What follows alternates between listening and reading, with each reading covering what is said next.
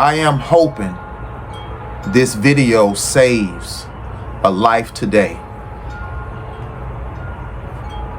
I'm from Columbus, Georgia, and life was not always violent in my neighborhood. I wouldn't want to mislead anybody as if I grew up with bullets flying everywhere. Young people, listen to me right now, please. I know at your mom and dad house, you're not living that life. But see, what my parents didn't know is that their children have an itch for something. And so when your friends come around, that's right, when my friends came around, I knew some of my friends were about a different lifestyle, but they put on the respect for my parents, and so they behaved themselves in front of my parents. But just as soon as I got loose, there was another lifestyle, figuratively, on the other side of the track. In this episode today, I am going to be doing a lawn cleanup, but I want to tell you about my biggest heartbreak. The year was 2002, and there's a young man, much younger than me, probably a distance of 4 or 5 years, but he grew up in the neighborhood, and I got the call that he was dead. But let me tell you how it happened, because you need to hear this. They were out clubbing, from what I hear. And there was a group of guys who were beefing with another group of guys that he was familiar with. My friend, I just want to tell you, not many people could hang with him on throwing those hands. I think y'all call it catching a fade today. He was ruthless. But I'm going to tell you the problem with being ruthless. There's people who are threatened by you, and they want you gone. See, it's not a good thing to be such a big threat to people. I'm just telling y'all the truth. These group of guys who he was familiar with asked him, from what the story go, to go with them, to go take care of these other guys.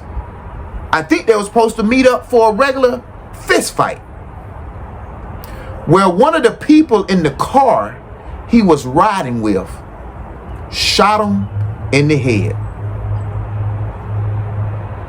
And they dumped his body in front of the hospital on the curb.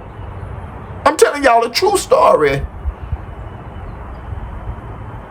The people at the hospital, from what I hear, they came out and got him. And he didn't die right away. From what I hear, his dad made it up there to the hospital. And I heard something that I never heard before. But I'm going to tell you, life is real when you're on the deathbed. He pleaded with his dad about wanting to live, but his number was already up. He died. When I went to his wake, and I'm standing there looking at his body, he didn't look the same. But something about walking out of that wake and seeing my mama, I broke down like a baby. My friend was dead for being there for some other people who meant him no good. Rest in peace, baby. I miss you, boy. I can tell you that. I thought about you plenty. Young people, I hope this saves a life today. I love you.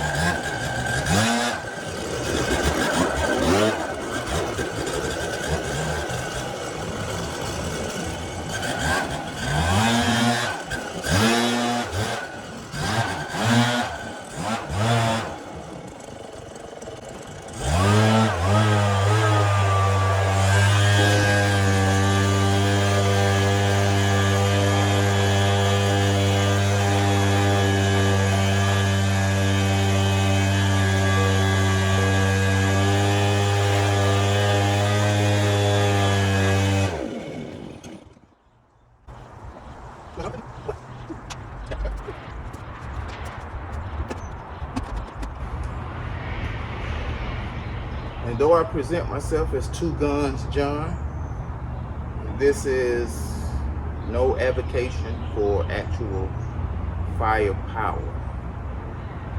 I know in America we have a right to bear arms under certain stipulations.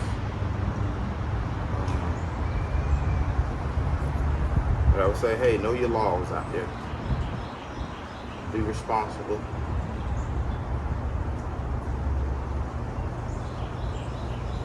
You know, I see so many deaths